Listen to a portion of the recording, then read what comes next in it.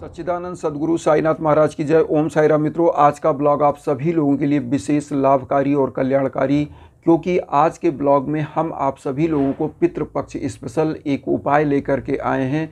इस उपाय को करना कैसे है, क्या क्या विधियां हैं, क्या नहीं करना है, सब कुछ मैं बताऊंगा। और एक चीज़ बता दें, इस उपाय को जिन परिवारों में किया जाता है उन परिवारों में भाग्य बाधा तो समाप्त होता ही होता है, आपके पितृ प्रसन्न होते हैं। और एक चीज़ बता दें, पितृपक्ष में आप लोग सब लोग जान रहे होंगे कि पितृपक्ष में स्वर्ग का द्वार खुल जाता है और आपके पितृ परिजन जो स्वर्गवासी हैं वो वहाँ से पृथ्वी पर आते हैं अपने अपने परिजनों से मिलने।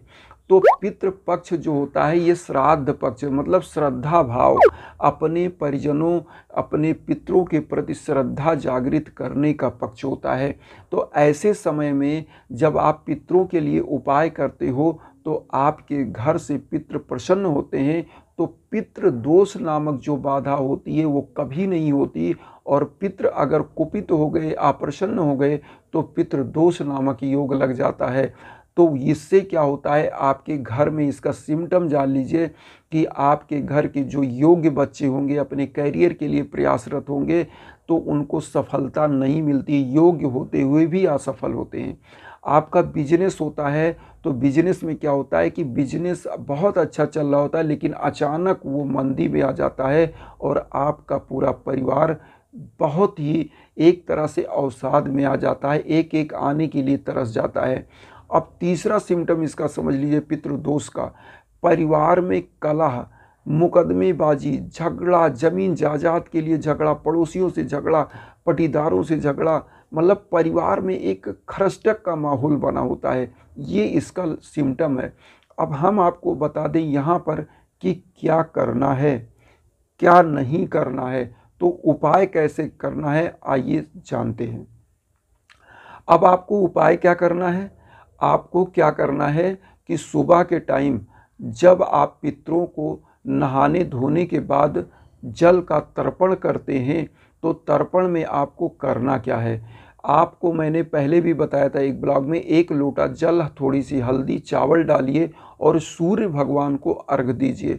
सूर्य भगवान को अर्घ दीजिए, ओम गृढ़ सूर्याय नमः ही मंत्र बोलिए, या ओम सूर्याय नमः, जो भी आप बोल पाएँ वो बोल के जल दीजिए।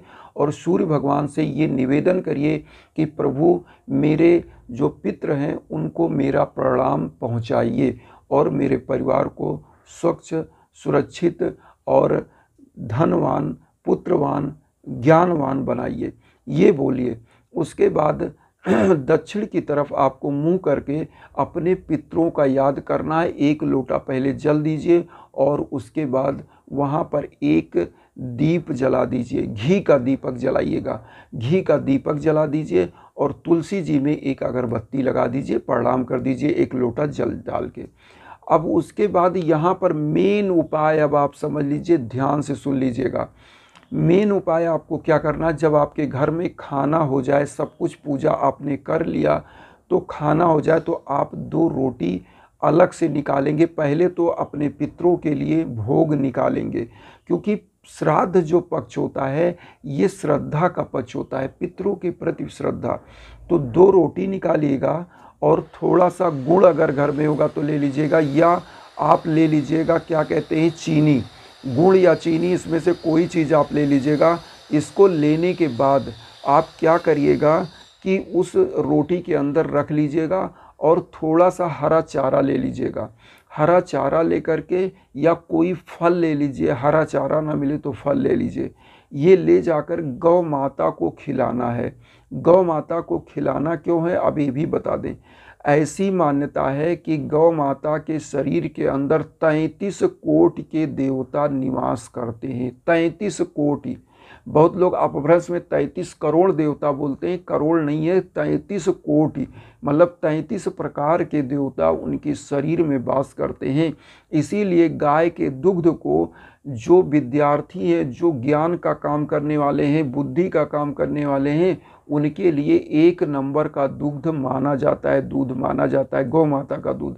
और इससे ज्ञान की वृद्धि होती है, आध्यात्म की वृद्धि होती है और इस पक्ष में जब गौ माता को आप चारा खिलाते हो तो आपके पितृ प्रसन्न होते हैं, और जब पितृ प्रसन्न होते हैं तो आप समझ सकते हैं कि आपकी सभी मनोकामनाएं पूरी होने लगती हैं। और जब सभी मनोकामनाएं आपकी पूरी होंगी तो निश्चित रूप से धन का आगमन आपके यहाँ होगा ही होगा। क्योंकि एक चीज़ मैंने जो आपको बताया वो ध्यान से सुनिए कि पितृ पक्ष में जो पितृदोष नामक योग होता है, इस उपाय को जब आप कर देते हो तो पितृदोष तो समाप्ति ही होता है और आपके घर की बाधाएं समाप्त होती है। क्यों? क्योंकि जब पितृदोष जो होता है वो जब समाप्त होता है तो जब पितृ अप्रसन्न होते हैं तो एक दोष लग जाता है, उसी को कहते हैं पितृदोष। इसीलिए जो ये श्राद्ध का पक्ष होता है इसमें पितरों के लिए ये महीना माना गया है। और एक चीज़ और मैं बार बार अपने हर ब्लॉग में बताता हूँ कि गौ माता को प्रथम आहार निकाल ही देना चाहिए। भोग लगाइए प्रभु को और उसके बाद एक निवाला निकालिए गौ माता के लिए। तो जिन परिवारों में गौ माता के लिए परमानेंट भोजन निकाला जाता है वहाँ पर धन वैभव लक्ष्मी की कभी कमी नहीं होती है। एक चीज़ आप जान लें, क्योंकि धन वैभव लक्ष्मी वहीं पर आती हैं जहाँ पर गौ माता का सेवा होता है। बहुत लोग कहते हैं कि मैं फ्लैट में रह रहा हूँ, मैं शहर में रह रहा हूँ, गौ माता कहाँ मिले। इंडिया में कौन सा ऐसा सिटी है जहाँ पे आपको सड़कों पे या किसी कॉलोनी में गौपालक ना हो? वहाँ पर जाइए, आप किसी की गाय अगर किसी की बधी हो उससे पूछ लीजिए कि भैया मैं कुछ गाय को दान स्वरूप खिलाना चाहता हूँ, तो लोग बिल्कुल कह देते हैं खिला दीजिए। या सड़क पे कोई गाय घूम रही है उसको आप खिला सकते हैं। तो ये चीज़ आप खिलाकर और देखिएगा, केवल यही उपाय 2 रोटी थोड़ी सी चीनी और ये चीज़ गौ माता को खिलाइए या कोई हरा चारा। इस पितृपक्ष में ये चीज़ जरूर करना चाहिए, क्योंकि पितृपक्ष में जो ये उपाय करते हैं उनके घर से भाग्य बाधा समाप्त हो जाती है। और जब आपके भाग्य खुल जाते हैं तो आपकी समस्त मनोकामनाएं पूरी होने लगती हैं। इसलिए कि भाग्य वृद्धि बहुत बड़ी चीज़ होती है। भाग्य अगर बंध गया तो आप दर दर की ठोकर खाने लगते हो। और इसीलिए मैं आप लोगों के लिए भाग्य बाधाओं से संबंधित जो उपाय हैं, जो भाग्य की बाधा है उसको समाप्त करने का उपाय अक्सर लाता रहता हूं कि आपके जो हमारे साईं परिवार हैं उनकी भाग्य की बाधा समाप्त हो। क्योंकि भाग्य की बाधा ही समाप्त करना मेन होता है। आपका जब पथ साफ होगा, कांटों से रहित होगा, तो आपका जो लक्ष्य होगा वो सुगमता से प्राप्त होगा। इसीलिए मैं इन ब्लॉगों को लाता रहता हूं और मेरा सबसे बड़ा उद्देश्य वसुधैव कुटुंबकम की भावना को आगे ले जाना। उसमें आपका आशीर्वाद चैनल को सब्सक्राइब के रूप में होना चाहिए और उन साईं भक्तों तक वीडियो को जरूर शेयर करिए जो किन्हीं कारणों से कष्ट में हैं, दुख में। इसी के साथ ओम साई राम।